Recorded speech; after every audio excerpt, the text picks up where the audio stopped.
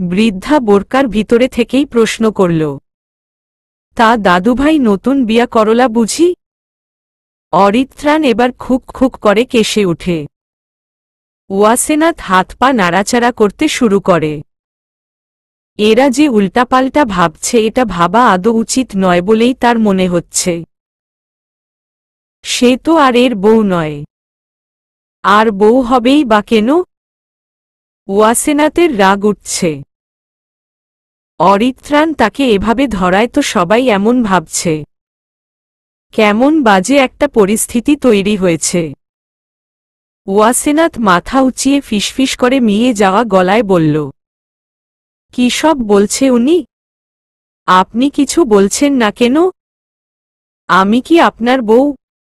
অরিত্রাণ কয়েক সেকেন্ড নীরব থেকে ভাবে। তারপর চারপাশে একবার চোখ বুলিয়ে দেখে। অনেক মানুষই আছে এখানে। গণধোলাই পড়বে বলেই তার মনে হচ্ছে। এটা বাংলাদেশ, তার লন্ডন বা আমেরিকা না। এখানে ছেলে আর মেয়ে নিস্তব্ধ জায়গা দিয়ে হাত ধরাধরি করে হাঁটাও ঘোর অন্যায়। সেখানে সে জড়িয়ে আছে। একবার যদি কেউ জানতে পারে মেয়েটা তার কেউ না, তাহলে একটা মার ও মাটিতে পড়বে না। পরিস্থিতি ভয়ঙ্কর। কথাটা ভেবেই অরিত্রাণ ওয়াসেনাথের কানের কাছে বিড়বিড় করে বলল, পাগল হলে? আমাকে কি গণধোলাই খাওয়াতে চাও? এরা যদি জানে তুমি আমার কেউ না পিটাবে আমাকে। তোমার বাংলাদেশের মানুষ কেমন তুমি জানো না? ওয়াসেনাথ চারপাশে তাকিয়ে একটু হাসির চেষ্টা করে বলল, কে বলেছে আমাকে এভাবে জড়িয়ে নিতে? নিজেকে বেশি শেয়ানা মনে করেন বুঝি? বুঝি না, সব হলো হামলে পড়ার জন্য। ছেলেদের অলওয়েজ হামলে পড়া, জোড়াজড়ি, জাপটাজাপটি টাইপের স্বভাব। তাই নই কি? অরিত্রাণ কথাটা শুনে হালকা হাসল। তারপর সম্মতি ভরা গলায় বলল, হুম, আই নো, তবে এক হাতে কিন্তু তালি বাজে না। এতে নারীজাতি সমান তালে এগিয়ে। ওয়াসেনাথ রাগে ফস করে উঠে কিছু বলতে যাবে তার আগেই ডান পাশ থেকে আবার সেই থামা থামা ক্লান্ত কর্কশ গলা ভেসে আসল। বৃদ্ধ ভদ্রলোক বলল, কি গো দাদুভাই, তোমারে আমার পত্নী কিছু জিজ্ঞাইছে তো? হুনো নাই বুঝি? অরিত্রাণ লজ্জা মুখে মাথা নিচু করে কিছুক্ষণ হেসে বলল, হুম, শুনেছি দাদু।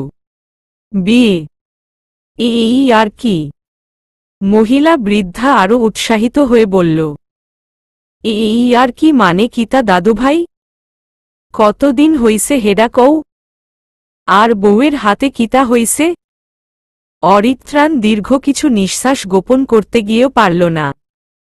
ফুস করে ওয়াসেনাথের চোখে মুখে আছড়ে পড়ল নিঃশ্বাসের গরম হাওয়া।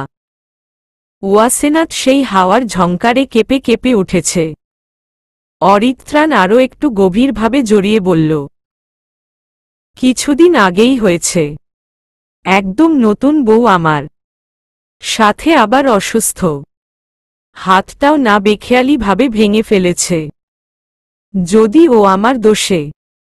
শেষ কথাটা বলে অরিত্রাণ ওয়াসেনাথের মুখের দিকে তাকাল। ওয়াসেনাথ ভারী অবাক, সাথে বাকরুদ্ধ হয়ে বড় বড় নীলাভ চোখজোড়া মেলে তাকিয়ে আছে। তার কানে ক্ষীণ মাত্রায় বেজে চলেছে অরিত্রাণের ধুকপুক হৃৎপিণ্ডের শব্দ ভাণ্ডার। মধুময় না হলেও একটা অদ্ভুত শব্দ মনে হচ্ছে তার। মহিলা আবার আগ্রহ প্রকাশ করে বলল, কি কও ভাইজান? তুমি কি বউ ডারে মারধর করো নাকি? অ্যাডা কিন্তু খুবই খারাপ দাদুভাই, খুবই খারাপ। বউ মারলে গু হইব। দেহ একটা মাইয়া ঘরদোর ছাড়িয়া তোমার লাইগা তোমার ভরসায় তোমার বাড়িতে থাকে। বউয়ের বেক দায়িত্ব তো তোমার। ওরে কেমতে তুমি মাইলা? পুতুলের লাহান বউ তোমার, একদম মোমের পুতুল। কামড়া ভালা করো নাই। অরিত্রাণ খুবই চিন্তিত ভঙ্গিতে আপোষের সুর তুলে বলল, হুম দাদু, একদম ভালো করিনি। আমি তো জানি। তার জন্য বেশি বেশি যত্ন নিচ্ছি। বউ একটাই, আমার নিজের বউ। আসলে ও খুবই চঞ্চল।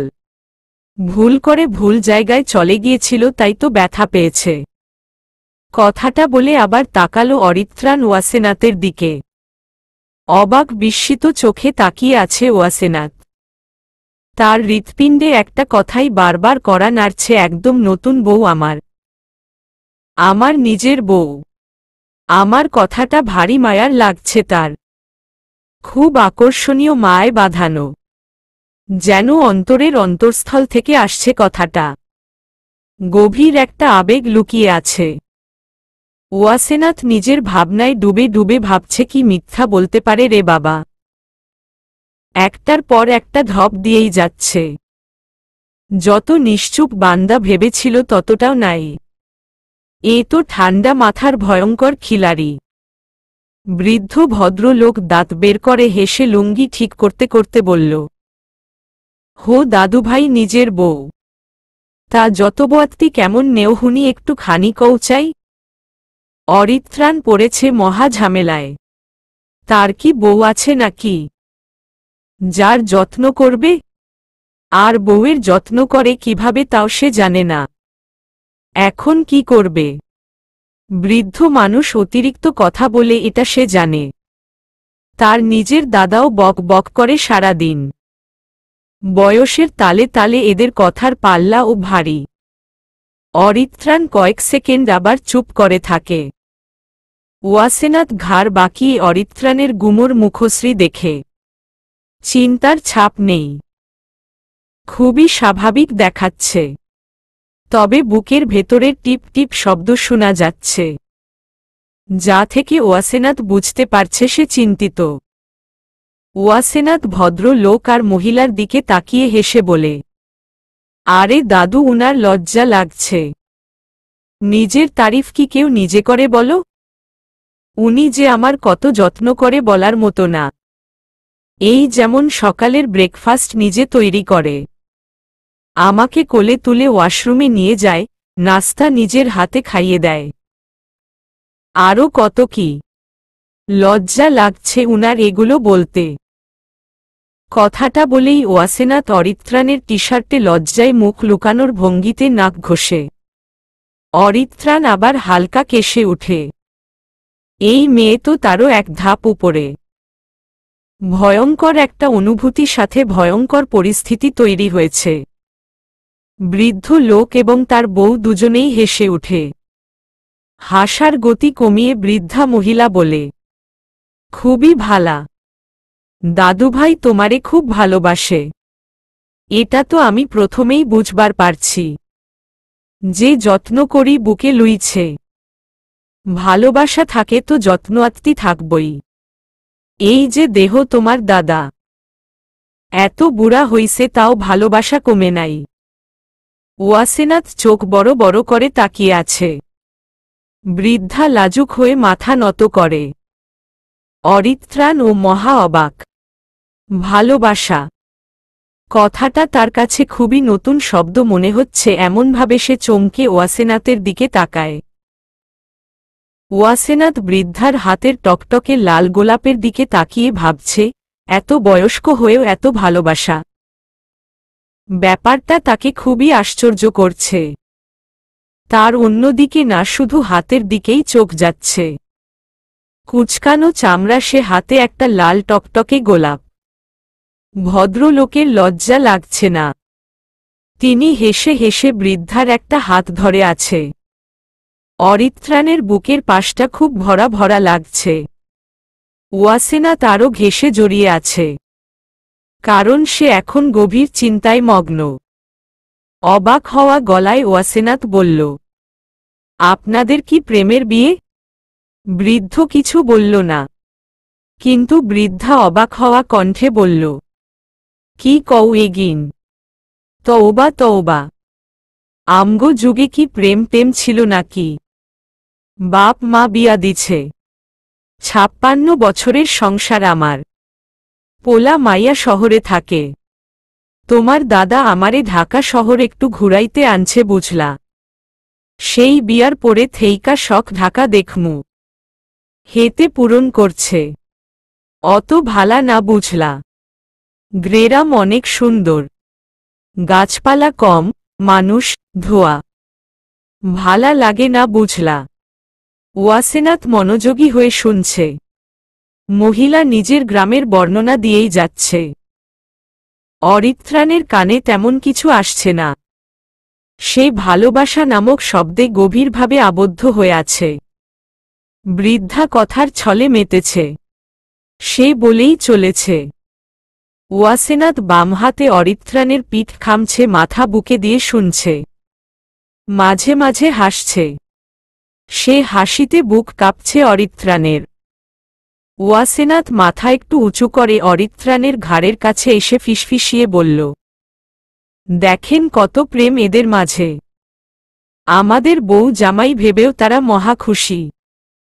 অথচ তারা জানেই না আমারা নকল অরিত্রাণ শীতল চোখে তাকায় মাথা নিচু করে ওয়াসেনাথের চোখে দুষ্টুমি থাকলেও অরিত্রাণের চোখ গভীর চশমার ফ্রেমে বিন্দু বিন্দু পানি জমেছে ওয়াসেনাথ বাম হাত বাড়িয়ে চশমাটা টেনে নেয় নিজের হিজাবের খোলা অংশ দিয়ে পরিষ্কার করে আবার অরিত্রাণের চোখে পরিয়ে দেয় অরিত্রাণ জড়িয়ে আছে এখনো তার একটা হাত এখনো ওয়াসেনাথের পিঠে ওয়াসেনাথ আবার বলল এবার ঠিক লাগছে আপনি কিন্তু খুব বোরিং মানুষ আমি জানি কথাটা বলেই অরিত্রাণ চোখ সরিয়ে নেয় ওয়াসেনাথ মৃদু হেসে বৃদ্ধাকে উদ্দেশ্য করে বলল দাদু ফুল কে দিল দাদা দিয়েছে বৃদ্ধার চোখ দেখেই বোঝা যাচ্ছে সে ভারী লজ্জা পেয়েছে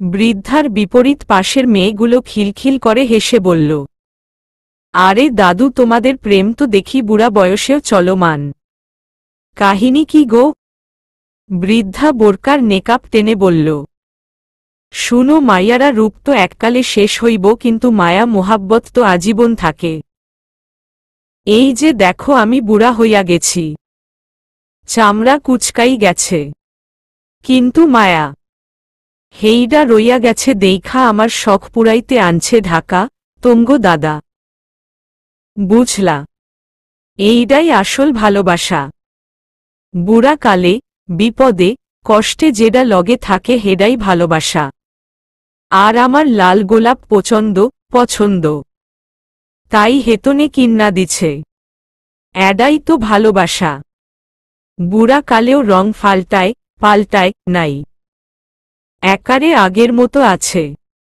প্রতিদিন হাটের তাই আমার লাইগা লাল গোলাপ লইয়া আনে ঢাকা প্রথম আইসি তাই কিন্না দিছে বৌরে তার প্রিয় জিনিস দেওয়া নবীর সুন্নত তোমগো লাহান অত উপহার টুপহারের চাইতে এডা বেশি দামি বুঝলা মেয়েগুলো হাসি থামিয়ে দেয় তারা বুঝতে পেরেছে তাদের টিটকারিতে ভদ্র মহিলা কষ্ট পেয়েছে তাই এত সুন্দর করে বুঝিয়ে বলেছে ওয়াসেনাথ মুগ্ধ হয়ে শুনছে আর কিছু সময় পরে পরে অরিত্রাণের দিকে তাকাচ্ছে অরিত্রাণ বৃষ্টি দেখছে কিন্তু কানটা একদম খাড়া কি বলছে সে সব শুনছে ওয়াসেনাথ মিয়ে যাওয়া গলায় মিনমিনে সুরে বলে বাহ সুন্দর উক্তি আমিও চাই কেউ আমার রূপে নামায় পড়ে ভালোবাসুক রূপ তো ফুরিয়ে যাবে একদিন না একদিন যা থাকবে সব তো হাড্ডি আর কুচকানো চামড়া তখন না হয় শরীরের নয় মায়ার ভালোবাসা থাকবে মায়া ছাড়তে নয় বাঁধতে শিখায় কথাগুলো বলে ওয়াসেনাথ বেকুব বনে গেল অরিত্রাণ তার দিকেই তাকিয়ে আছে যদিও সে মিনমিন করে বলেছে কিন্তু অরিত্রাণ সব শুনেছে ওয়াসেনাথ বোকা বোকা চোখে তাকিয়ে অরিত্রাণের দিকে প্রশ্ন ছুড়ে দিয়ে বলল কিছু কি শুনেছেন অরিত্রাণ জবাব দিল না মাথা তুলে উপরে তাকাল ওয়াসেনাথ কিছুক্ষণ আগেও দাঁতে দাঁত চেপে কথা বলছিল শীতের প্রকোটে এখন আর বলছে না শরীর উষ্ণতায় ভরে উঠেছে কিন্তু অরিত্রাণের সাদা টি শার্ট ভিজে গেছে অনেকটা অংশ। মায় পড়ার মতোই তুমি কথাটা মাথায় আসতেই অরিত্রাণ হালকা নিজেকে ঝাঁকিয়ে নেয়। কি সব ভাবছে সে? ওয়াসেনাথকে সে খুবই পার্সোনালভাবে চিন্তা করে ফেলছে, যা মোটেও উচিত নয়। বৃষ্টি থেমে গেলেই তাদের গন্তব্য বদলে যাবে। ইতি হবে এসব সময়গুলোর। শুধু শুধু এগুলো মাথায় ঢুকিয়ে লাভ কি? অরিত্রাণ নিজেকে সামলে নিয়ে আবার বৃষ্টি বিলাসে মনোযোগী হয়। প্রকৃতি তার ভালো লাগে। পৃথিবীর বিভিন্ন প্রান্ত তার ঘুরে দেখা শেষ। তবে নিজের মাতৃভূমিই তার দেখা হয়নি কখনো। ব্যাপারটা তারও অদ্ভুত লাগে। তবে এদেশের ধোঁকাবাজ মানুষের সংখ্যা এতই বেশি যে সে ঘৃণ্য করতে বাধ্য এদের। আকাশের অবস্থা থমথমে গুমোট। নিস্তব্ধতায় কেটে যায় দীর্ঘ সময়। ওয়াসেনাথের জামাও অনেকটা শুকিয়ে গেছে। অরিত্রাণ তাকে ছেড়ে তার পিছনে এসে দাঁড়িয়ে পড়েছে, যাতে লেপ্টে যাওয়ার অংশ তেমন চোখে না পড়ে। নিজের কাজগুলো খুব ভাবাচ্ছে তাকে। অদ্ভুত সব কাণ্ড করছে সে। একটা মেয়ের প্রতি আসলেই সে খুবই যত্নবান হওয়ার মতো কাজ করছে। এত যত্ন কেন? অরিত্রাণ উত্তর খুঁজে না। দীর্ঘ 1 ঘণ্টা পরে বৃষ্টি কমে আসে। ওয়াসেনাথ ভদ্রমহিলার সাথে দাঁড়িয়ে নানা রকমের কথায় মেতে আছে। অরিত্রাণের বুকের খাঁজগুলো দৃশ্যমান হয়ে আছে। পাতলা টি শার্ট ভিজে গেছে অরিত্রাণের, তাও ওয়াসেনাথের জামার কারণে। আশেপাশের মেয়েরা আর চোখে তাকিয়ে সেই বুক দেখছে। সচরাচর এমন জিম করা বুক চোখে পড়ে না। নিশ্চয়ই প্রতিদিন কঠোর পরিশ্রম করে এই 6 প্যাক বডি তৈরি করেছে। ওয়াসেনাথ কথার তালে তালে একবার তাকাতেই এই তাকাতাকির দৃশ্য দেখে সাথে সাথে তার মেজাজ খিচড়ে যায়। চোখ গরম করে তাদের দিকে তাকায়। মনে মনে বলে, ছি ছি, এভাবে তাকিয়ে দেখার কি আছে? লুচু মেয়ে কতগুলো। হুহ। ওয়াসেনাথ অরিত্রাণের পাশ ঘেঁষে কানের কাছে এসে বলল, লুচু কোথাকার? অরিত্রাণ ভ্রুজোর কুঁচকে বলল, হোয়াট? হোয়াট বলে কাজ নেই। আপনি আসলেই লুচু। কিন্তু হুয়াই? এই যে আপনার বডি সডি। এত বডি 6 প্যাক কেন বানিয়েছেন? অরিত্রাণ এবার বিস্মিত হয়ে বলল, এতে সমস্যা কোথায়? আমার স্বাস্থ্য ভালো রাখার জন্য আমি এটা করতেই পারি। এতে প্রবলেম কি? This is my fashion. What's your problem?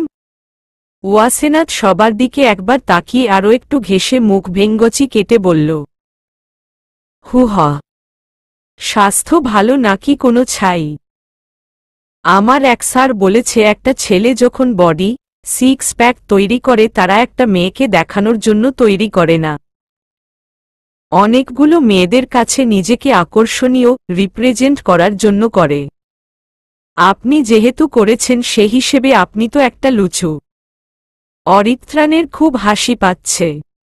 সে হাসতে পারছে না। এই মুহূর্তে হাসি পেলেও তার হাসতে ইচ্ছে করছে না। অরিত্রাণ কয়েক সেকেন্ড ভেবে বলল, আমার টিচার ও একটা কথা বলে শুনবে? ওয়াসেনাথ বিরক্ত মুখে বলল, বলেন। Girls fall in love with the artist but marry an industrialist. অর্থ মেয়েরা ভালোবাসে, প্রেম করে শিল্পীর সাথে, কিন্তু বিয়ে করে একজন শিল্পপতিকে। সে হিসেবে বডি 6 প্যাক দেখিয়ে লাভ নেই। ইন্ডাস্ট্রিয়ালিস্ট হলেই লাভ। তা মেয়েদের তুমি এই ব্যাপারে কি বলবে? ওয়াসেনাথ ক্ষুব্ধ গলায় বলল, সবাই এক না। দৃষ্টিভঙ্গির ব্যাপার এটা। ঠিক সেটাই। আমি স্বাস্থ্য ভালো রাখার জন্যেই জিম করি। এতে মেয়েজাতিকে টেনে এনে ক্যারেক্টার সার্টিফিকেট দেওয়ার মানে নেই। ওয়াসেনাথ থতমত খেয়ে একটু হাসার চেষ্টা করে। অরিত্রাণ গম্ভীর গলায় বলল, আর হাসতে হবে না, চলো। বৃষ্টি থেমে গেছে প্রায়। ওয়াসেনাথ ছোট করে জবাব দেয়, আচ্ছা। অরিত্রাণ ওয়াসেনাথ যাত্রীছাউনি থেকে বাহিরে আসার সময় বৃদ্ধা মহিলা অরিত্রাণকে বলল, তোমার বউরেও আমার হেতেনের মতো গোলাপ ফুল দিও। এতে তোমগো ভালোবাসা আমাগো মতো মজবুত থাকবো ফুলের ঘ্রাণের মতো। আর ভালোবাসিও। ভালোবাসা সম্পর্ক বাঁচাই রাখারও ও কি জানি কয় না? কি গো একটু কন না হেইডা?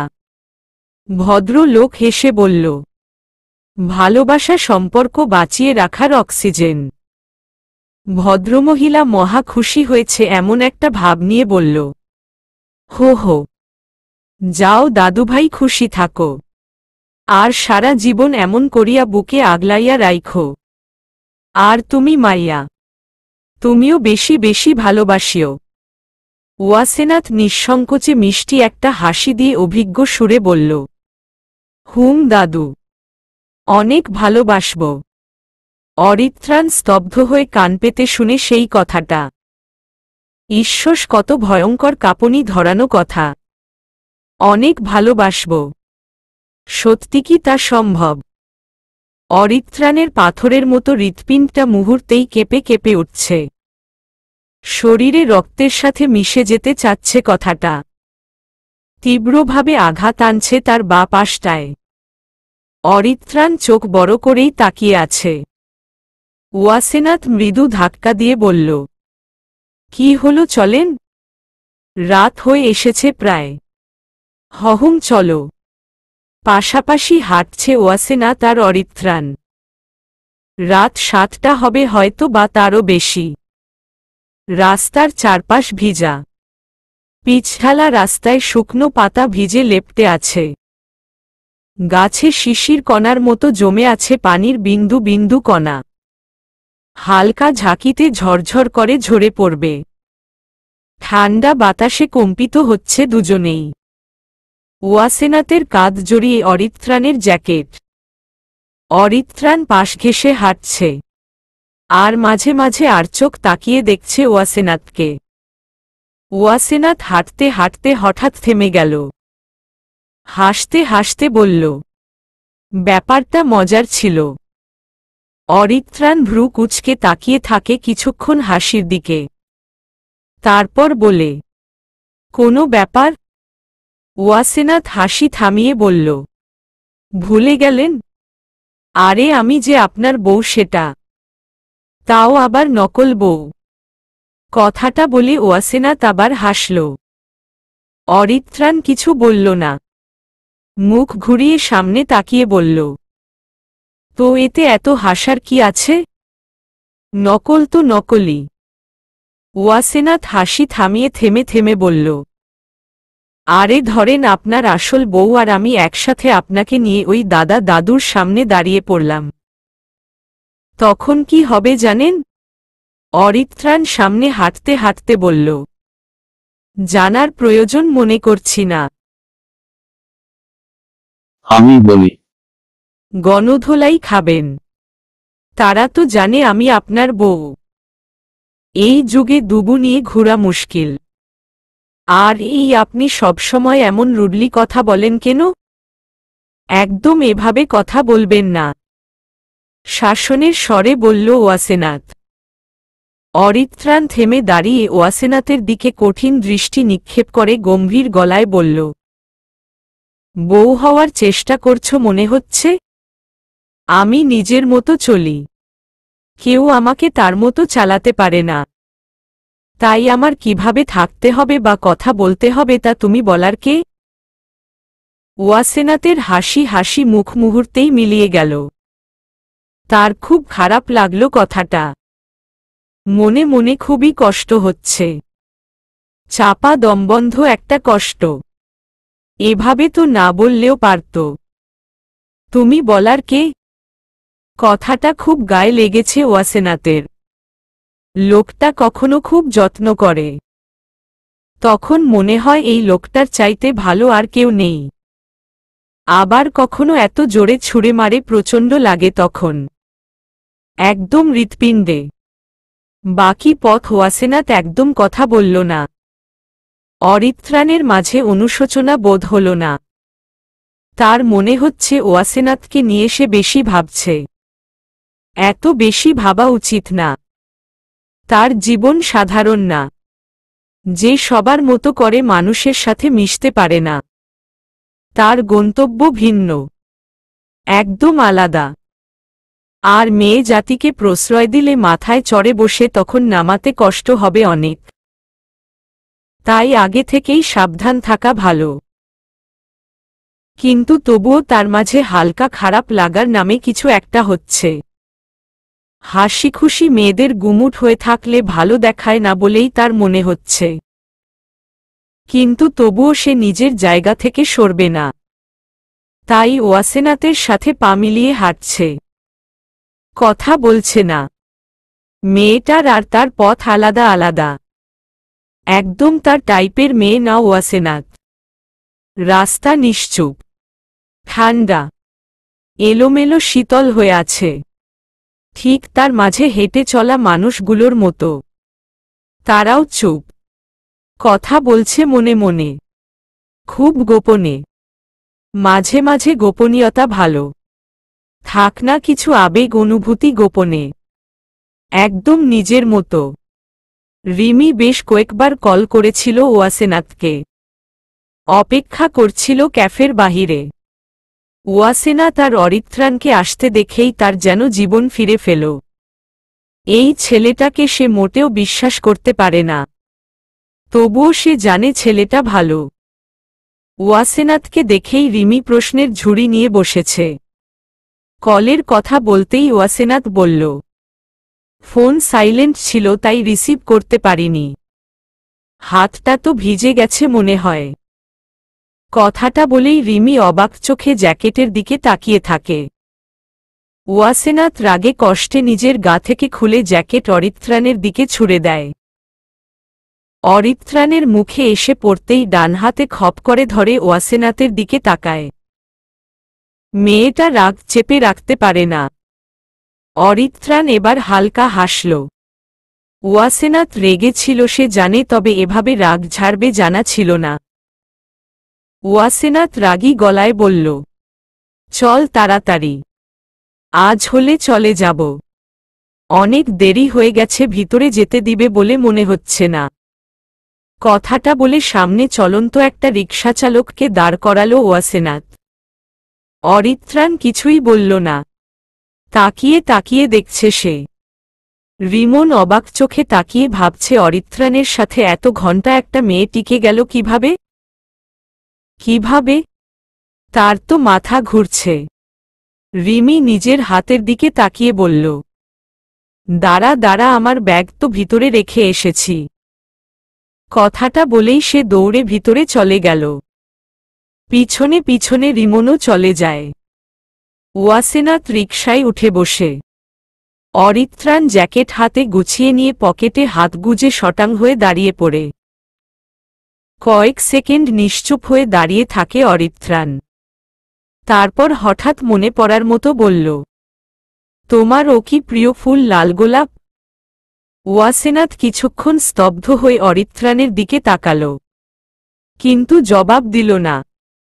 কিছু সময় তাকিয়ে আবার চোখ ফিরিয়ে সামনে চোখ রাখে। ওয়াসেনাথ বুঝতে পারছে না তার এত রাগ কেন লাগছে। তুমি কে? বলাতে। রিমি এসে পাশে বসে রিমনের দিকে তাকিয়ে সে বলল, আচ্ছা বাই। রিমনও দাঁত কেলিয়ে বলল, বাই। ওয়াসেনাথকে তো কিছুই খাওয়াতে পারলাম না বলেই মন খারাপে করে মাথা নিচু করে। ওয়াসেনাথ হেসে বলল, আবার কোনো একদিন উসুল করে নিব। রিমন হেসে বলল, অবশ্যই। অরিত্রান জবাবের আশা ছেড়ে জ্যাকেট গায়ে জড়িয়ে নেয়। এত সময়ের ব্যবধানে এখন তার অনুশোচনা হচ্ছে। এভাবে বলা উচিত হয়নি হয়তো। আবার ভাবে বলেছে ভালো করেছে। দূরত্ব বাড়া ভালো। মেয়েটা মারাত্মক ভয়ঙ্কর। তার মতো ব্যক্তিকে কাঁপিয়ে ছেড়েছে। কাল সে এ দেশ ছাড়বে, মিথ্যা মায়ার কি দরকার? রিমন তাকিয়ে আছে অরিত্রানের মুখের দিকে। অরিত্রাণের চোখ রিকশার দিকে, মনে কিছু একটা উকি দিচ্ছে। একবার কি তাকাবে? জবাব কি দিবে? রিকশা অনেক দূর চলে যেতেই ওয়াসেনাথ চট করে মাথা কাত করে পিছনে তাকিয়ে চেঁচিয়ে বলল, প্রিয় লাল গোলাপ নয়, সাদা গোলাপ। অরিত্রাণ হঠাৎ আবার হেসে ওঠে, শব্দ করে বলে, পাগলি মেয়ে। অরিত্রাণের কথাটা কানে যেতেই রিমন বিস্ময় জ্ঞান হারাবে ভাব। এটা কি হল? 12টা ছুঁই ছুঁই করে ঘড়ির কাঁটা ছুটে চলেছে আপন গতিবেগে, যেন ছুটে চলার তীব্র ইচ্ছে তার। আর এটাই তার কাজ। সময় থমকে যায় না, কিন্তু আবেগ, অনুভূতি, ভালো লাগা মানুষকে থমকে দেয় কিছু সময়ের জন্য। রাত 10টার দিকে আবার গুমোট ধরে বৃষ্টি নেমেছে, জলপ্রপাতের মতো বৃষ্টি। সেই বৃষ্টির দিকে তাকিয়ে আছে ওয়াসেনাথ। জানালাটা পূর্ণ খোলা, বাঁকা বাঁকা বৃষ্টির ফোঁটাগুলো তড়িৎ বেগে ছুটে আসছে তার গায়ে। তার কোনো নড়চড় নেই, হলে এসেছে অনেক আগে। কিন্তু গায়ের জামাটা চেঞ্জ করার প্রয়োজন মনে করছে না সে। রিমি বেশ অনেক সময় নিয়েই তাকে দেখছে। সেই রিকশায় বসে ও তাদের মাঝে তেমন একটা কথা হয়নি। রিমি লজ্জায় আর নিজে থেকে কথা বলেনি। কিন্তু ওয়াসেনাথ যে এত নিশ্চুপ হয়ে যাবে এটা সে বুঝতে পারেনি। ভারী আশ্চর্যের ব্যাপার ঠেকেছে তার। জামা বদলে নিজেদের জন্য খাবার নিয়ে এসেছে সে। খাবারের প্লেট বিছানায় রেখে বেশ অনেকক্ষণ থেকে তাকিয়ে আছে ওয়াসেনাথের দিকে। বৃষ্টিকে গায়ে মাখতে ওয়াসেনাথ এতটাই ব্যস্ত যে আশেপাশের খবর রাখার মতো সময় তার নেই। সে ব্যস্ত, খুবই ব্যস্ত হয়ে সে কিছু ঘন্টা আগের স্মৃতিচারণ করছে। যেভাবেই হোক, যে পরিস্থিতিতেই হোক, সে একজন পুরুষের গায়ের সাথে লেপ্টে ছিল কিছু ঘন্টা পর্বে। আগে কখনো সে এভাবে কোনো পুরুষের সংস্পর্শে আসেনি। কোনো পুরুষ তাকে নিজের মাথে এভাবে জড়িয়ে নেয়নি। জীবনে তার এইটুকুনি বয়সে প্রায় রাস্তায় একা চলার পথে ভিড়ে অনেকেই হাত ধরেছে তার। অনেকেই সুযোগ নিয়ে গায়ে ঢলে পড়েছে। ইচ্ছাকৃতভাবেই হাতের উপর হাত রেখেছিল। তখন তো তার খুব রাগ হতো, শরীর জ্বালিয়ে ঘৃণ্য করত। কিন্তু আজ একটা ভয়ঙ্কর অনুভূতি হয়েছে যার রেশ এখনো তাকে জড়িয়ে আছে। একজনের হাতের বাহু ধরে সে খুব যত্নে জড়িয়েছিল। কথাগুলো ভাবতে ভাবতেই ওয়াসেনাথের হৃৎপিণ্ড দ্রুত গতিতে চলা শুরু করে। মনের কুঠিরিতে অসংখ্য আবেগ জমা হচ্ছে। বন্দি মনের দরজাটা কড়া নাড়ছে, খুলে যেতে চাইছে। মনের বন্দি পাখিটা এবার মুক্ত আকাশে উড়ে বেড়াতে চাচ্ছে। তখনের সেই আবদ্ধকৃত দৃশ্য মনে হতেই এক অদৃশ্য অদ্ভুত ভালো লাগার অনুভূতিতে সে নিজেকে হারিয়ে ফেলছে। নিজের অজান্তে নিজের মন ওয়াসেনাথ অন্য কারো নামে করে দিচ্ছে। নিয়ন্ত্রণ হারিয়ে তার মন আজ তারই অজান্তে বাহিরে বিচরণ করছে। খুব করে চেয়েও সে বেঁধে রাখতে পারছে না মন নামক অদ্ভুত অদৃশ্য জিনিসটাকে। প্রেম নামক পীড়ায় সে দগ্ধ হচ্ছে। বারবার কড়া নেড়ে তাকে জানান দিচ্ছে, দরজাটা খুলে দেও, ভালোবাসায় সিক্ত হও। রিমি ওয়াসেনাথর পিঠে হাত রাখতেই সে ভীষণ রকমের চমকে তার দিকে তাকায়। রিমি হেসে বলল, কুল কুল আমি। এত ভয় পাচ্ছিস কেন? ওয়াসেনাথ একবার নিজের দিকে তাকায়। জামার সামনের অংশ ভিজে গেছে। বাম হাত দিয়ে ওয়াসেনাথ নিজের মুখে লেপ্টে থাকা পানিগুলো মুছে নিয়ে আবার একবার রিমির দিকে তাকাল। এতটাই চমকিত হয়েছে যে সে কিছু বলতেই ভুলে গেছে। রিমি বেশ অবাক গলায় বলল, কি রে, তোর কি হয়েছে? ওয়াসেনাথ হকচকিয়ে ভাবে। কি সব প্রেম ভালোবাসা নিয়ে সে চিন্তা করছিল। আশ্চর্য, সে তো কখনো এগুলো নিয়ে ভাবে না। আজ কি এমন হলো? ওয়াসেনাথ নিজেকে বেখেয়ালিভাবে অনেক কিছু বুঝিয়ে চলেছে। এর মাঝেই রিমি আবার গলা উঁচিয়ে বলল, সমস্যা কি তোর? বোবা হয়ে গেলি নাকি?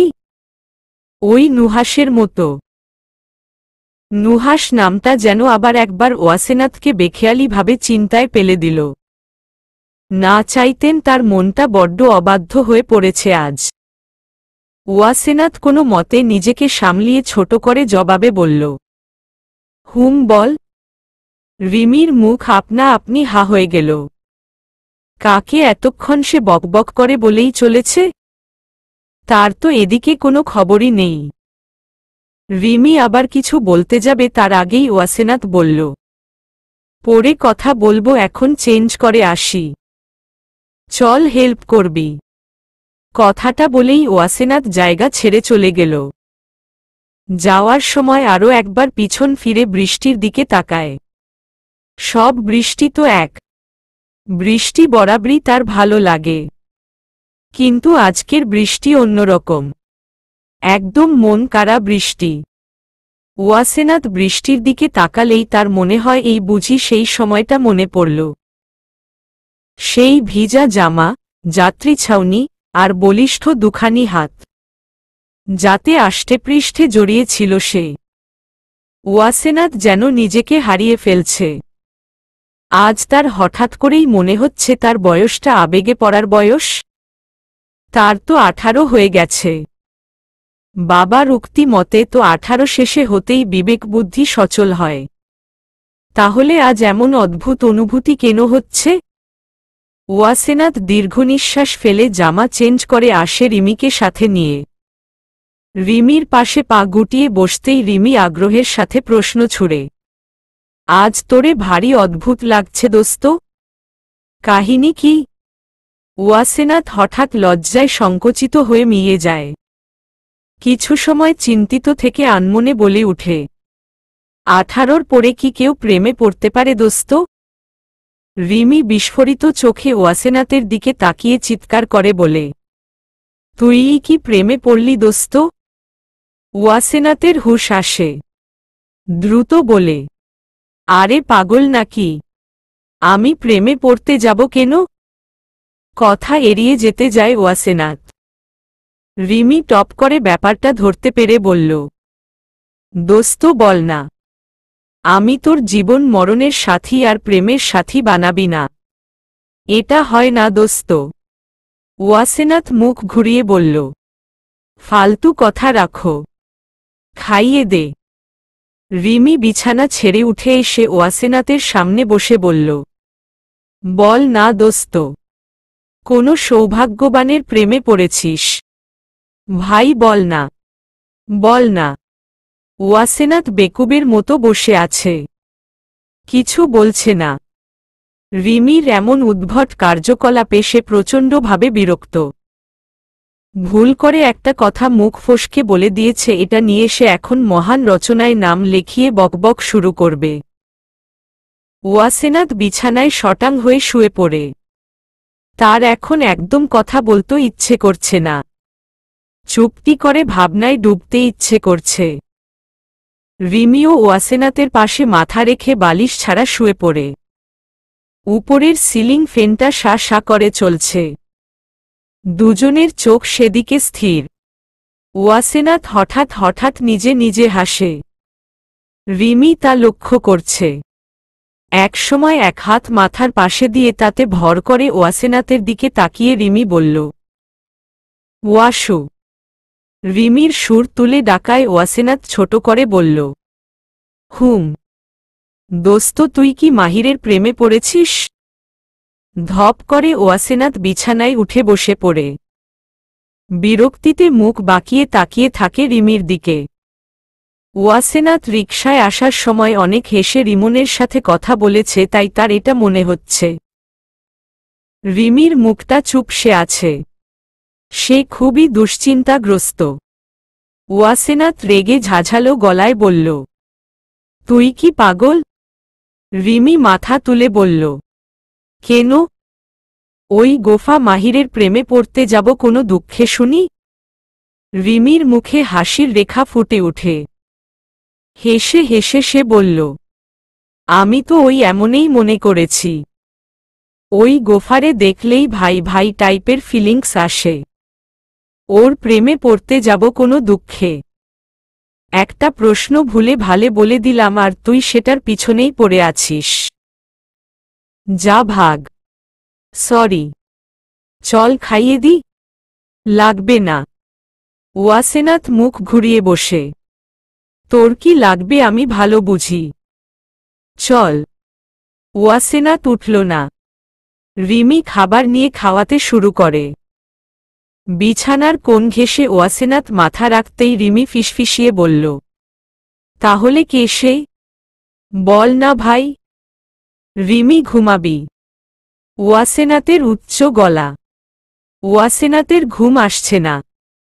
বিছানার এপাশ থেকে ওপাশে গড়াগড়ি করতে গিয়ে বহুবার হাতে ব্যথা পেয়েছে সে।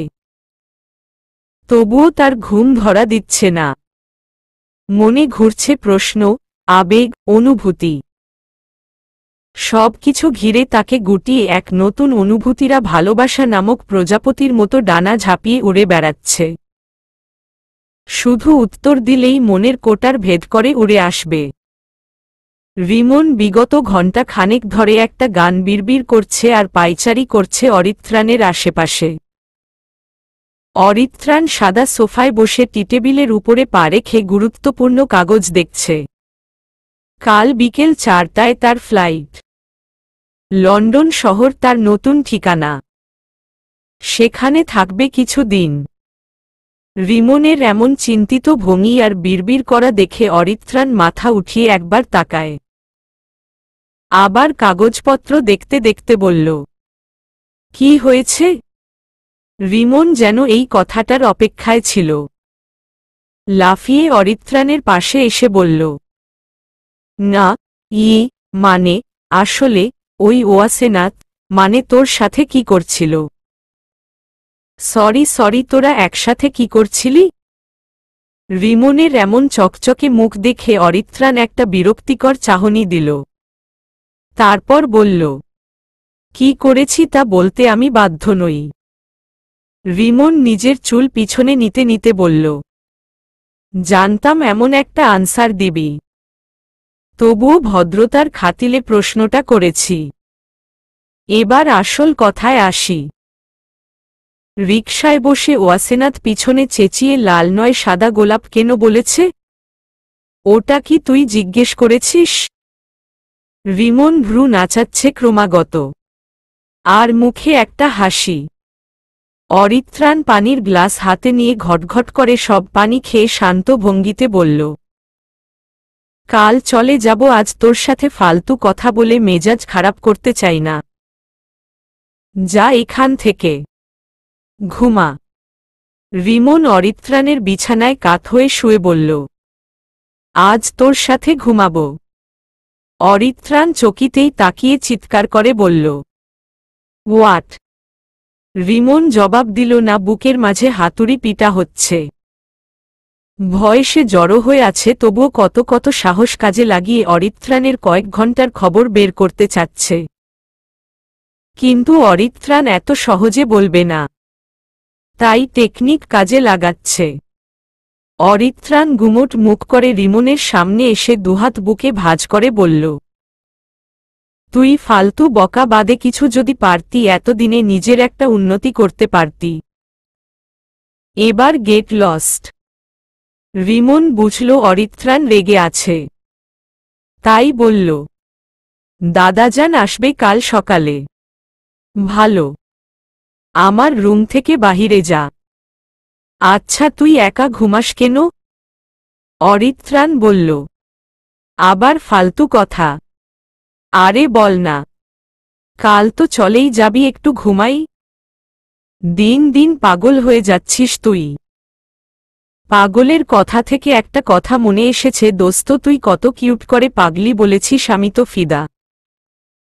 অরিত্রাণ কিছুক্ষণ থেমে লাল চোখে তাকালো রিমনের দিকে। ঘুমানো ভুলে রিমন সাবধানে নিজের জীবন বাঁচিয়ে দেয় এক দৌড়। রিমিকে কল করে জিজ্ঞেস করবে কি কি করেছে এরা দুজন। কাল অরিত্রাণ চলে গেলে না হয় ওয়াসেনা তোকেই জিজ্ঞেস করবে।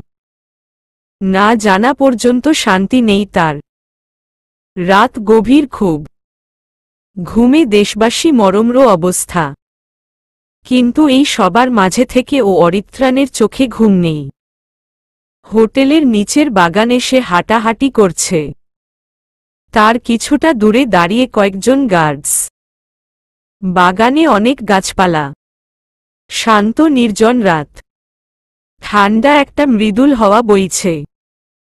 বাতাসে যেন মিষ্টি একটা গন্ধ। অরিত্রাণের কাছে সে গন্ধের চাইতেও তীব্র তার গায়ের গেঞ্জির গন্ধটা। অরিত্রাণ সন্ধ্যার সেই টি শার্ট গায়ে এখনো ঘুরছে। এই শহর এই দেশ তার পছন্দ না। এই দেশের চাইতে তার কাছে কম মানুষ, কম ঝঞ্ঝাল, শান্ত বিদেশি ভালো লাগে। লাগে বললে ভুল হবে। লাগত। এত বছরের জীবনে এই প্রথম এই দেশটার প্রতি তার অদ্ভুত একটা অনুভূতি কাজ করছে। মনে হচ্ছে এই দেশ ছেড়ে তার না যাওয়াই ভালো। আগে কখনো দেশের মাটিতে সেভাবে ঘোরা হয়নি। কিন্তু এবার তো মাটির সাথে বৃষ্টির একটা গন্ধ গায়ে মেখে আছে। ভালো লাগছে না তার যেতে। শুধুই কি দেশের প্রতি তার মায়া জমেছে? কথাটা মনের মাঝে বারবার উকিঝুঁকি দিচ্ছে। কিন্তু অরিত্রাণ পাত্তাই দিল না, এমন একটা ভাব নিয়ে পাইচারি করছে। সময় নিজ গতিতে ছুটে চলেছে। অন্ধকার গাঢ় হচ্ছে। ল্যাম্পপোস্টের সাদা আলো এসে পড়ছে অরিত্রাণের ঠিক মাথার কাছে। বেঞ্চিতে বসে পড়ে অরিত্রাণ শুধু আকাশের দিকে তাকিয়ে আছে।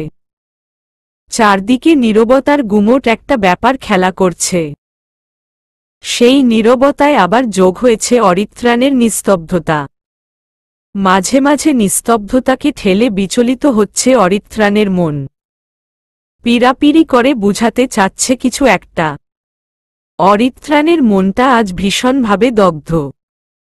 মনে বারবার একটা বিষণ্ণতা কাজ করছে। থেকে থেকে উকি দিচ্ছে ওয়াসেনাতের মুখ।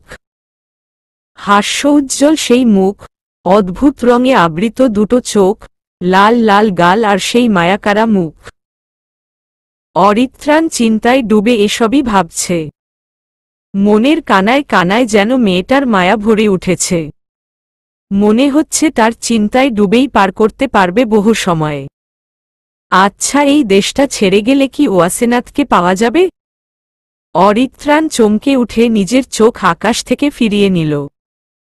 একটা মেয়েকে নিয়ে এতটা ডেসপারেট কি করে হতে পারে সে? তার সব চিন্তা ঠেলে বারবার ওয়াসেনাথ চলে আসছে। কেন? অরিত্রাণ উঠে দাঁড়াল। আরও কিছুক্ষণ হাঁটল।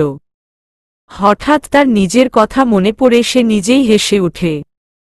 আমার বউ, নিজের বউ। অরিত্রাণ নিজে নিজেই বলে। বিয়ে না করেও অরিত্রাণ খানে বউ আছে। অদ্ভুত। অরিত্রাণ কয়েক দফা নিজের সাথে একা নীরবে কাটিয়ে উপরে চলে আসে। জামাকাপড় গুছিয়ে সে বিছানায় গা এলিয়ে দিল। কাল আর কোথাও যাবে না। ভার্সিটির ইতি হয়েছে। নকল নুহাস বাদ পড়েছে। ওয়াসেনাথ নামটাও অরিত্রাণ বাদ দিতে পারল না। মাথা থেকে সব ছুড়ে দিতে চাচ্ছে, তাও পারছে না। অনেকটুকু জায়গা জুড়েই ওয়াসেনাথ নিয়ে নিয়েছে।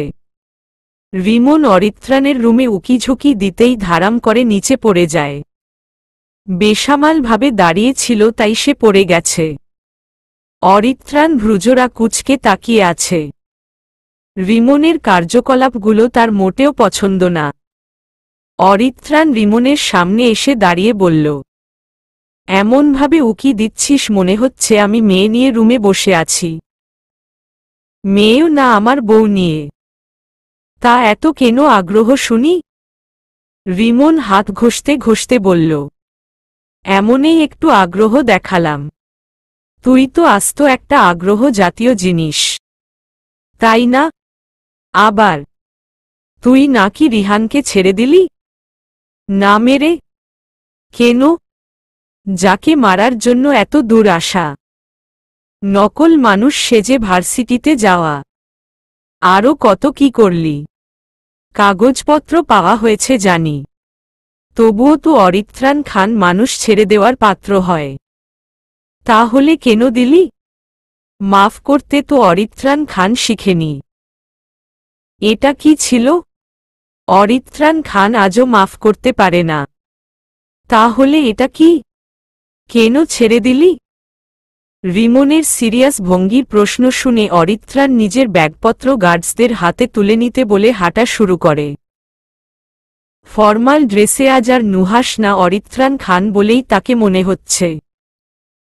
রিমন অসহায়ের মতো তাকিয়ে আছে অরিত্রাণের যাওয়ার দিকে।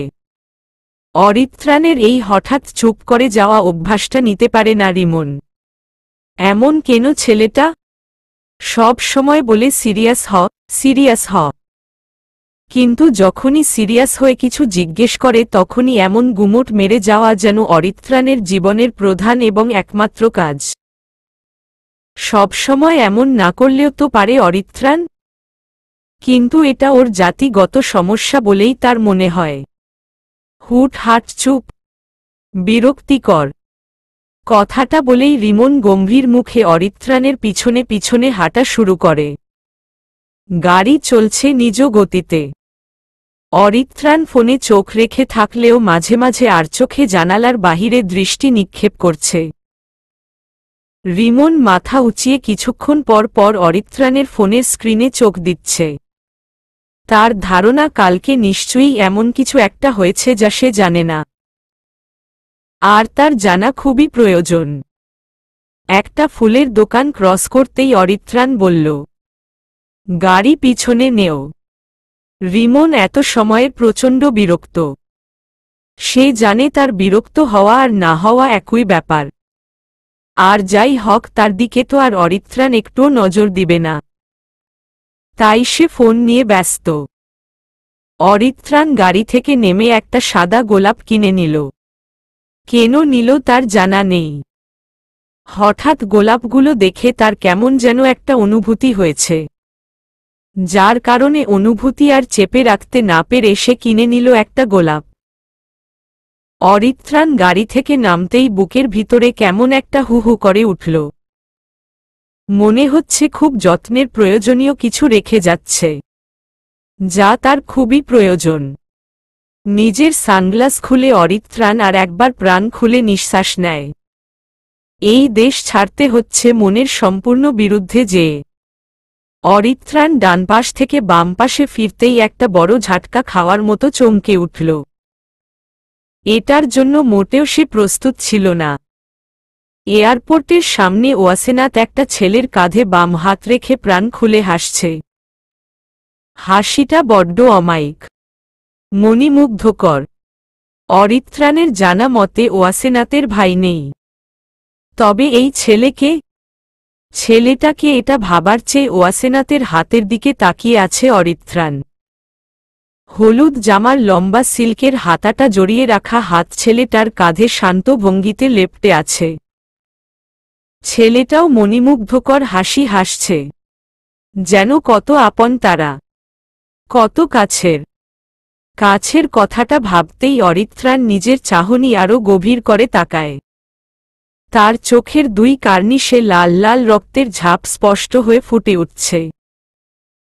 কিছুক্ষণ আগের সব চিন্তা ফেলে তার রাগে হঠাৎ শরীর জ্বালা করে উঠছে। এই দৃশ্য যেন খুবই ভয়ঙ্কর, যা দেখা মাত্র শরীরের রক্ত টগবগিয়ে উঠছে তার। জ্বলন্ত চক্ষু মেলে তালিয়ে আছে অরিত্রাণ, আর ভাবছে হঠাৎ এত হাসি উপচে পড়ার কারণ কি। ভাইয়া, এবার আমার গিফটগুলা দে। অরূপ অবাক চোখে তাকিয়ে বলল, জীবনে শুনেছিস এয়ারপোর্টের সামনে দাঁড়িয়ে ফকিরের মতো গিফট খুঁজতে? ওয়াসু, তুমি শুনেছ? অরূপ ওয়াসেনাতের দিকে তাকিয়ে বলতেই ওয়াসেনাত আবার একদফা হেসে অরূপের কাঁধে হাত রাখে। হাসি আটকে বলল, ফকিন্নি একটা, বুঝলেন?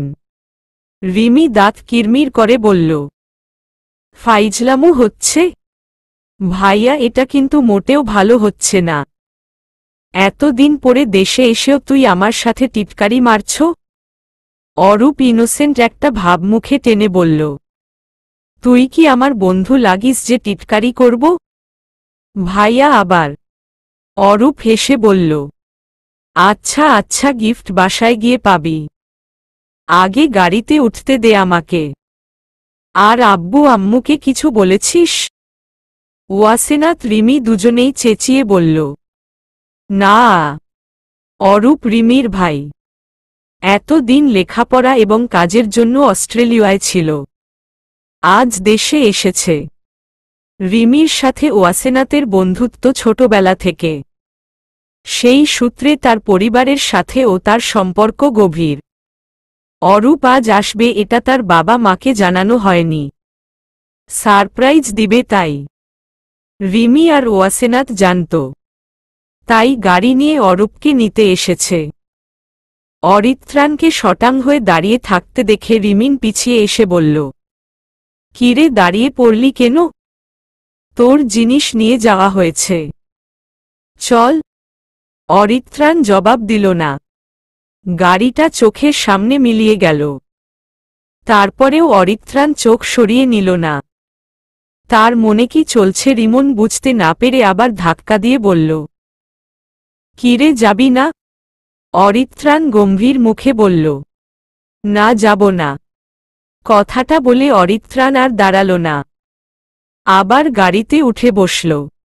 রিমন কিছুই বুঝল না, মাথা তার ফাঁকা ফাঁকা হয়ে আছে। অরিত্রান গলা হাঁকিয়ে সামনে তাকিয়ে বলল, ড্রাইভার গাড়ি স্টার্ট করো। ড্রাইভার চমকে তাকিয়ে আবার চোখ ফিরিয়ে নেয়। গাড়ির শব্দে রিমনের হুঁশ আসে। সে দ্রুত লাফিয়ে গাড়ির দরজা খুলে উঠে বসে। অরিত্রান অন্যমনস্ক হয়ে ভাবছে ছেলেটা কে, কি সম্পর্ক তার সাথে ওয়াসেনাতের? ওয়াসেনাতের কি বয়ফ্রেন্ড আছে? তাহলে সে কি কাউকে ভালোবাসে? কথাটা ভাবতেই দমবন্ধ হওয়া একটা অনুভূতি হয় অরিত্রানের। টেনে নিজের গায়ের ব্লেজার খুলে ফেলে, শার্টের উপরের কিছু বুতাম খুলে ফেলে, হাঁসফাঁস করে। কেমন একটা অনুভূতি হচ্ছে। এই দেশে থাকতে ইচ্ছে করার প্রয়োজনটা তাহলে কি ওয়াসেনাত? অরূপের সাথে তাদের বাসায় এসেছে ওয়াসেনাত আর রিমি। আজ অনেক বছর পরে ভাইকে কাছে পেয়ে রিমির খুশি দেখার মতো। বাড়িতে একটা খুশির আমেজ পড়েছে। অরূপ তার পরিবারের সাথে খুশি বিনিময় করছে আর তাদের জন্য নিয়ে আসা জিনিসগুলো দেখাচ্ছে। ওয়াসেনাত সোফার একটা কোণে বসে আছে। মনটা অস্থির, অবাধ্য হয়ে আছে গতকাল থেকে। মোনাটা তার কথা শুনছে না। অদ্ভুত সব ইচ্ছে জাগছে মনে। ভীষণভাবে টানছে তাকে কালকের সেই সময়টা। লোকটাকে দেখতে ইচ্ছে করছে খুব। এত ইচ্ছে তার আগে কখনো করেনি। সে প্রেমে সিক্ত হয়েছে। কথাটা যেন বারবার তাকে মনে করিয়ে দিচ্ছে অবাধ্য মন। অরূপ ওয়াসেনাতের জন্য অনেক কিছু নিয়ে এসেছে। ওয়াসেনাত হিজাব পছন্দ করে, তাই অস্ট্রেলিয়ার মতো দেশ থেকেও তার জন্য হিজাব নিয়ে এসেছে। অরূপ নিজের রুম থেকে ফ্রেশ হয়ে এসে দেখছে ওয়াসেনাত আগের মতো অন্যমনস্ক হয়ে বসে আছে। অরূপের দৃষ্টি স্থির। মেয়েটার প্রেমে সে হেরেছে বহু আগে। সেই প্রথম দেখায় প্রেমে পড়েছিল। তখন তো ওয়াসেনাত খুব ছোট। কতই আর বয়স হবে, 13-14 হবে। যখন ছেড়ে গিয়েছিল তখনও ছোট ছিল। কিন্তু আজ বহু বছর পরে দেখে তার মনে হচ্ছে মেয়েটা আর ছোট নেই। চোখে মুখে এখন লাজুকলতা আছে, যেন সদ্য ফোটা ফুল লাজুক হেসে নেতিয়ে পড়ছে। তবে বদলায়নি কিছু, শুধু যোগ হয়েছে অদ্ভুত কিছু ভালো লাগা। সেই চোখে আজও সে হেরে যায়, নিজেকে ডুবিয়ে ফেলে। ভয়ঙ্করভাবে হাঁটু কাঁপে এর সামনে আসলে। অরূপ ওয়াসেনাতের পাশে এসে বসে তার দিকে চোখ রেখে তাকিয়ে থাকে। খুবই চিন্তায় মগ্ন ওয়াসেনাত। এত চিন্তা কিসের? সে কি অরূপের কথাই ভাবছে? অরূপের মুখে খুশির জল নামে। মৃদু স্বরে আদুরি গলায় ডাকে, ওয়াসু। ওয়াসেনাথের তেমন হেলদুল হল না। সে আগের মতো বসে আছে। অরূপ আবার হালকা গলায় ডাক দিল, ওয়াসু। ওয়াসেনাথ এবারও শুনল না। অরূপ এবার উচ্চ শব্দে ডাক দিল, ওয়াসেনাথ। সাথেই চমকে উঠে পাশে তাকালো ওয়াসেনাথ। অরূপকে নিজের এত কাছে বসে থাকতে দেখে চট করে সোফার কোণায় চলে গেল। অরূপ শরীর দুলিয়ে হেসে বলল, ভয় পেলে নাকি? ওয়াসেনাথ লাজুক একটা হাসি দিয়ে বলল, আরে না ভাইয়া। কখন এসে বসেছেন? আমি তো টেরই পেলাম না। অরূপ গভীর চাহনি দিয়ে তাকিয়ে বলল, পাবে কিভাবে, তুমি তো নিজের ভাবনায় হারিয়েছিলে।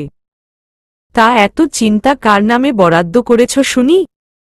আর হ্যাঁ, এমন বাজে একটা শব্দ ভাইয়া বলে একদম ডাকবে না। ওয়াসেনাথ প্রথমে হালকা হাসল, পরে বলল, তাহলে আপনাকে কি বলে ডাকব ভাইয়া? আবার ভাইয়া? বাজে লাগে শুনতে। বারে, রিমির ভাই মানেই তো আমার ভাই। মোটেও না। রিমির ভাই মানে কি আমি জাতির ভাই? জাতির না, কিন্তু আমাদের মতো মেয়েদের ভাই তো। অরূপ ক্ষুব্ধ গলায় বলল, তাহলে তো আমার বউও আমাকে ভাই ডাকবে। এটাই বলতে চাচ্ছ তুমি? ওয়াসেনাথ নিজের দুগালে দুই হাত দিয়ে বলল, তওবা তওবা, কি বলেন ভাইয়া? আপনার বউ আপনাকে বরং জান, কলিজা, বাবু, বেবি, আরও কত কি আছে না ওই সব নামে ডাকবে। অরূপ মাথার ঝাঁকড়া চুল ঝাঁকিয়ে হাসে। তারপর মনে মনে বিড়বিড় করে বলে, তো ডাকো না ওই সব নামে। ওয়াসেনাথ না শুনতে পেয়ে বলল, কিছু বললেন ভাইয়া? অরূপ বিরক্ত গলায় বলল, প্রতি কথায় একবার ভাইয়া ডাকা কি খুব প্রয়োজন? ওয়াসেনাথ হেসে দিল। অরূপ মুগ্ধ নয়নে সে হাসি দেখছে। প্রথম দেখা হয়েছিল ভরা বর্ষায়, রিমিকে স্কুল থেকে নিয়ে আসার সময়ে। তখনই তরতর করে বৃষ্টি পড়ছিল। সেই দিন হেসে হেসে বৃষ্টিতে ভিজছিল ওয়াসেনাথ। আজও মনে পড়লে সারা শরীর শিরশির করে কাঁপে তার। সেই হাসির প্রেমে পড়ে আজও নিজেকে সামলে উঠে একবারও বলতে পারল না ভালোবাসি। মনে মনে গভীর ভয় পায় সে। তবে সে জানে ওয়াসেনাথ তারই হবে। শুধু অপেক্ষা সেই সময়ের। অরূপের মা এগিয়ে এসে ওয়াসেনাথকে উদ্দেশ্য করে বলল, আম্মু, তুমি আজ না গেলে হয় না? মানে আজ তো হলে যাবে না? রিমি তো কিছু দিন এখানেই থাকবে। এত দিন পরে অরূপ এসেছে, তুমিও থাকো। ওয়াসেনাথ দ্রুত বলল, না আন্টি, আজ বাবাও আসবে। যেতে হবে, থাকা যাবে না। ওয়াসেনাথের বাবা আসবে কথাটা শুনেই অরূপের মুগ্ধ হওয়া চোখ মিলিয়ে গেল। সে ভেবেছে আজ ওয়াসেনাথ এই বাড়িতে থাকবে, ছাদে বসে একটু আড্ডা দিবে, না কথার ছলে ওয়াসেনাথকে দেখবে। তৃষ্ণাটা বহুদিনের, তার তো শুধু দেখতেই হচ্ছে করে। অরূপ করুণ চোখে মায়ের দিকে তাকাল। মা যেন চট করে ছেলের মনের কথা ধরে ফেলে বলল, না, আজ তোমাকে যেতে দিব না। আজ এখানেই থাকবে। তোমার মায়ের মতো আমি আর আমার কথা রাখবে না? ওয়াসেনাথের দুর্বল জায়গায় আঘাত পড়েছে। তবুও সে অনড়ভাবে বলল, বাবা না, আসলে আমি সত্যি থাকতাম আন্টি। আজ অনেক দিন পরে বাবা আসছে, আমাকে না দেখলে তার মন খারাপ হবে। অরূপের মা একবার অসহায় চোখে তাকাতেই ওয়াসেনাথ করুণ দৃষ্টি নিক্ষেপ করে। মেয়েটা বড্ড মায়াবী, একদম আদর আদর লাগে। এমন দৃষ্টি উপেক্ষা করা যায় না। অরূপের মা মুচকি হাসলেন, মাথায় হাত বুলিয়ে বললেন, আচ্ছা, তবে খেয়ে যেতে হবে। ওয়াসেনাথ প্রাণ খুলে একটা হাসি দিয়ে বলল, তা তো অবশ্যই আন্টি, আমি তো নিজের হাতে খেতেই পারি না। হাতের প্লাস্টার। হাত উঁচিয়ে নিরীহ ভঙ্গিতে দেখালো ওয়াসেনাথ। অরূপ ওয়াসেনাথের হাতের দিকে তাকিয়ে প্রশ্ন ছুড়ল, হাত কিভাবে ভেঙ্গেছে বললে না যে? ওয়াসেনাথ থতমত খেয়ে চুপসে যায়। রিমি এগিয়ে এসে বলল, আর বলিস না ভাইয়া, একটা বাজে ছেলে পড়ে ভার্সিটিতে, সে ধাক্কা দিয়ে ভেঙে দিয়েছে। অরূপ মুহূর্তে রেগে বলল, প্রতিবাদ করলে না তুমি? আর বিচার দেওয়া উচিত ছিল তোমার। দিয়েছ?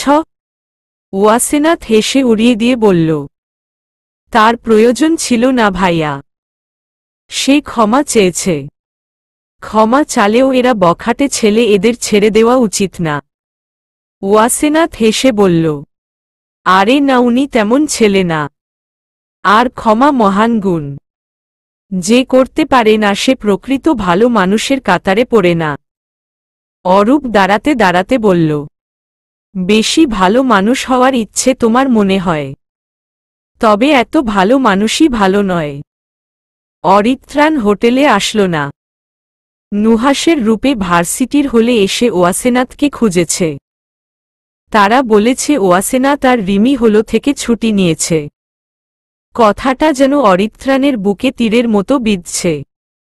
লণ্ডভণ্ড লাগছে সব। এতটা বিচলিত সে নিজেকে কখনো হতে দেখেনি। অরিত্রাণের আজ নিজেকে বড্ড একা মনে হচ্ছে। বুকের মাঝে একটা হারানোর ভয় গট করে চেপে বসেছে। কেন হচ্ছে তার এমন? সে তো তার হৃদয়কে ভয়, ভীতি, আবেগ, অনুভূতি, দয়ামায়া থেকে সরিয়ে নিয়েছে বহু আগে। তৈরি করেছে পাথরের হৃদয়। তার পিছনে তারই গার্ডসরা এটাই বলে বেড়ায়। শুধু গার্ডস না, অনেক মানুষই বলে সে দয়ামায়াহীন পাথরের তৈরি হৃৎপিণ্ডের অধিকারী। শেষবার তার মায়া হয়েছিল মার্ককে খুন করার সময়। এই মার্ক তার উচ্চস্তরের প্রথম ধাপের প্রথম সিঁড়ি ছিল, যাতে সে উঠেই এগিয়ে এসেছে এত দূর। তার রক্তাক্ত শরীর দেখেই তার বুকে শেষবার মায়া হয়েছিল। বেচারা বাঁচার জন্য আকুতি মিনতি করেছিল, কিন্তু সে ছাড়েনি। কেটে টুকরো টুকরো করেছে তার গায়ের প্রতিটি খাজ। হাত, পা, মাথা সব আলাদা করেছিল।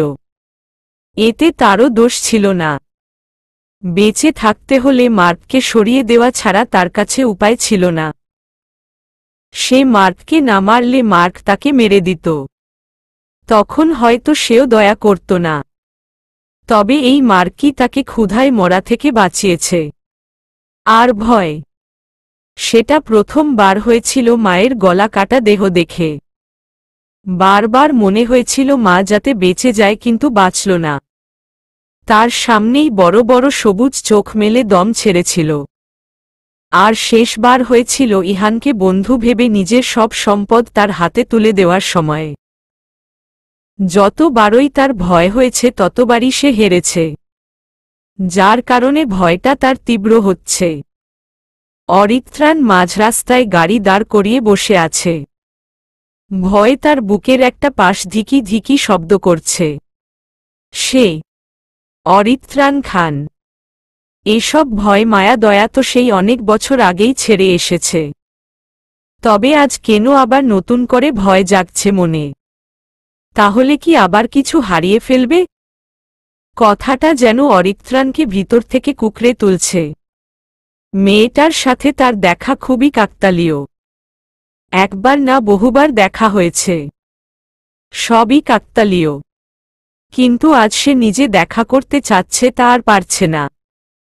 কাকতালীয় দেখা হলেও সে যখন চশমার ফ্রেমের উপর দিয়ে ওয়াসেনাথকে লুকিয়ে দেখত, তা তো কাকতালীয় না। আর চোখে সবার অগোচরে ঘণ্টার পর ঘণ্টা তাকিয়ে থাকা, সেটাও কাকতালীয় না। তার ছোঁয়া ভেতর থেকে কেঁপে উঠাটাও কাকতালীয় না। হৃৎপিণ্ডের এই শব্দও কাকতালীয় না। এত অনুভূতি, আবেগ কোথা থেকে আসছে সেটাই অরিত্রাণের মাথায় আসছে না। তার এত অনুভূতির নাম কি? অরিত্রাণ নিজের ব্লেজার পিছন থেকে নিয়ে তার ভেতর থেকে সাদা গোলাপ হাতে নেয়। ফুলটা কেন কিনেছিল? অরিত্রাণ দীর্ঘশ্বাস ছাড়ল। হঠাৎ ওই দৃশ্য দেখার পরেই মাথাটা গেল তার। সব এলোমেলো হয়ে গেছে। কে সেই ছেলে? কেন এত কাছাকাছি দাঁড়িয়েছিল? কেন আবার এত হাসি? সব যেন তাকে এলোমেলো করে দিল। পাগলের মতো কিসব করে বেড়াচ্ছিল। হঠাৎ নিজেকে পাগল পাগল লাগছিল। মেয়েটা যে তার এত কাছের তা হঠাৎ করেই তার মনে হচ্ছে। খুব প্রয়োজনীয় মানুষ সে। অরিত্রাণের শান্ত মন আবার অশান্ত হয়ে উঠে মুহূর্তে। তার জানা প্রয়োজন ছেলেটা কি সত্যি ওয়াসেনাথের খুব কাছের কেউ? অরিত্রাণের বুকে জ্বালা করছে। মনে মনে সে খুবই অবাক। সে অরিত্রাণ, অরিত্রাণ খান জেলাস হচ্ছে। রিমির বারান্দায় দাঁড়িয়ে ওয়াসেনাথ। অশান্ত মন নিয়ে বড্ড বিরক্ত সে। যাকে নিয়ে এত ভাবনা এত চিন্তা সে কি তার কথা ভাবে? মোটেও না। ছেলে তো ছেলে না, যেন আগুন। সব সময় কেমন রেগে রেগে থাকে। শীতল মুখেও ভয়ঙ্কর রাগ তার। এত ঠান্ডাভাবেও কেউ রেগে থাকতে পারে এটা ওয়াসেনাথের জানা ছিল না। গুমোট মেঘের মতো মুখ, লম্বা লম্বা অঙ্গুল দিয়ে সিল্কি চুলগুলো সাকরে উড়িয়ে দেওয়ার সেই ভয়ঙ্কর ভঙ্গি। মারাত্মক চাহনি। ওয়াসেনাথ অবাক হয়ে নিজে নিজে বলে উঠে, ছি, একটা ছেলেকে এভাবে খুঁটিয়ে খুঁটিয়ে দেখা মোটেও উচিত না ওয়াসু। পাপ হবে পাপ। কথাগুলো বলে আবার নিজে নিজে হেসে উঠে ওয়াসেনাথ। আবার হঠাৎ করেই মুখটা কালো হয়ে যায়। যাকে নিয়ে এত জল্পনা কল্পনা তার কি আদৌ ওয়াসেনাথের কথা মনে পড়ে? কালকের সেই তুমি কে কথাটা মনে পড়তেই ওয়াসেনাথের ছোট মনে অসংখ্য মেঘ বাসা বাঁধে। সে কি জানে কতটা কষ্ট পেয়েছে ওই কথাটায় ওয়াসেনাথ? মনটা কাচের মতো ঝনঝন করে ভেঙে টুকরো হয়েছিল তখন। ওয়াসেনাথ অভিমানী চোখে বাহিরে চোখ রাখে। অরূপ অনেকক্ষণ থেকে ওয়াসেনাথকে পর্যবেক্ষণ করছে। মেয়েটা এত কি ভাবে? অরূপ গলা ঝেড়ে বলল, বাসায় যাবে নাকি আজ থাকবে? ওয়াসেনাথ আবার একবার চমকে তাকায়। অরূপের তীক্ষ্ণ নজর। ওয়াসেনাথ আমতা আমতা করে বলল, এখনই যাব ভাইয়া। অরূপ বিরক্ত, খুবই বিরক্ত সে। মেয়েটা কথায় কথায় ভাইয়া বলে। আশ্চর্য, তার বউ হয়ে যখন আসবে তখনও কি ভাইয়া ভাইয়া ডাকবে? ছি, কথাটা ভেবেই অরূপ নাক মুখ কুঁচকে নিয়ে ওয়াসেনাথকে বলল, ভাইয়া ডাকবে না বলে দিলাম। ওয়াসেনাথ দুষ্টুমি করে হেসে বলল, কেন ভাইয়া? অরূপের মাথায় হাত। রাগে দুহাতে চুল টেনে বলল, ডাকো ভাইয়া, বেশি বেশি করে ডাকো। এই ডাকের ইতি একদিন করেই ছাড়ব। এখন বলো, এত কি চিন্তা করো সারাদিন? ওয়াসেনাথ থমথমে হয়ে বলল, কই কিছু না তো। কিছু তো একটা আছে। Something something. ওয়াসেনাথ হেসে বারান্দা থেকে বেরিয়ে যেতে যেতে বলল, নাথিং নাথিং ভাইয়া। আবার বলেই অরূপ ওয়াসেনাথের পিছনে ঝুট লাগায়। ওয়াসেনাথ সবার থেকে বিদায় নিয়ে সিঁড়ির দিকে যেতেই অরূপ ঘর থেকে বেরিয়ে আসে। ওয়াসেনাথ বলল, ভাইয়া কোথায় যাচ্ছেন? তোমাকে দিয়ে আসব। দরকার নেই, আমার বাড়ি তো কাছেই, আর রিকশা নিয়ে নিব আমি। অরূপ নাছোড়বান্দা হয়ে বলল, না, আমি দিয়ে আসব, চলো। ওয়াসেনাথ অনেকবার বলল। অরূপ শুনল না। এত জার্নি করে এসেও সে ওয়াসেনাথকে দিয়ে আসবে এটা ওয়াসেনাথের খুব ভালো লাগছে। একটা বড় ভাই এমনই হয় বুঝি। তারও প্রয়োজন ছিল, কিন্তু তার তো ভাইও নেই বোনও নেই। কিছু দীর্ঘশ্বাস বেরিয়ে এলো ওয়াসেনাথের গভীর থেকে। অরূপের বেশ ভালো লাগছে। পাশাপাশি হাঁটছে। গাড়ি না নিয়ে রিকশায় গেলে আরও ভালো হতো। কিন্তু ওয়াসেনাথ কি না কিভাবে তা চিন্তা করে সে আর রিকশা নিল না। ওয়াসেনাথ গেটের বাহিরে এসে দাঁড়িয়েছে। অরূপ গাড়ি নিয়ে এসেছে। গাড়িতে উঠতে যাবে এমন সময় অরূপের মনে পড়ে ওয়াসেনাথের জন্য নিয়ে আসা জিনিসগুলো তো সাথে নেয়নি। অরূপ বেরিয়ে পড়ল। ওয়াসেনাথকে বলল, তুমি ভিতরে বসো। ওয়াসেনাথ চিন্তিত হয়ে বলল, কিছু কি ফেলে এসেছেন? খুব প্রয়োজনীয়। নিয়ে আসি, তুমি বসো। অরূপ যাওয়ার দিকে তাকিয়ে থেকে ওয়াসেনাথ গাড়ির দরজা খুলতেই হাতে টান পড়ে। ওয়াসেনাথ অবাক হয়ে তাকিয়ে আছে। চোখ বেরিয়ে আসার উপক্রম। এই লোক এখানে কেন? ওয়াসেনাথ নিজেকে সামলিয়ে বলল, নুহাশ সাহেব, আপনি এখানে কেন? তিনটা প্রশ্নের একটারও উত্তর না দিয়ে অরিত্রাণ এক টানে ওয়াসেনাথকে কোলে তুলে নিল। ওয়াসেনাথ যেন আকাশ থেকে পড়ল। হাঁ করে তাকিয়ে আছে অরিত্রাণের মুখের দিকে। আর অরিত্রাণ, সে ভাবলেশহীনভাবে হেঁটে চলেছে। ওয়াসেনাথ অরিত্রাণকে ধরেনি। অরিত্রাণের কেন যেন ব্যাপারটা পছন্দ হল না। ওয়াসেনাথের দিকে না তাকিয়ে বলল, আমার গায়ে নোসোজেনিক রোগ নেই। গলা জড়িয়ে ধরো। ওয়াসেনাথ চরম আশ্চর্য হয়ে হাঁ করে আছে। ছোঁয়াচে রোগ নেই কথাটা হাস্যকর হলেও সে হাসছে না। সে অবাক, মহা অবাক। এমন কিছু এই জীবনেও আশা করেনি সে।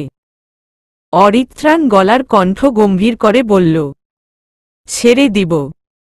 কথার তালে তালে সে ওয়াসেনাথকে একটু ঝুলিয়ে দিল। ভয় চোখ বুজে নিয়ে ওয়াসেনাথ দুহাতে অরিত্রাণের গলা জাপটে ভাবছে আজ সূর্য কি উঠেছে নাকি উঠেনি। এসব কি হচ্ছে? সে কি বেঁচে আছে নাকি মারা গেছে? এমন অদ্ভুত আশ্চর্য জিনিস স্বপ্নেই হচ্ছে মনে হয়। চলবে।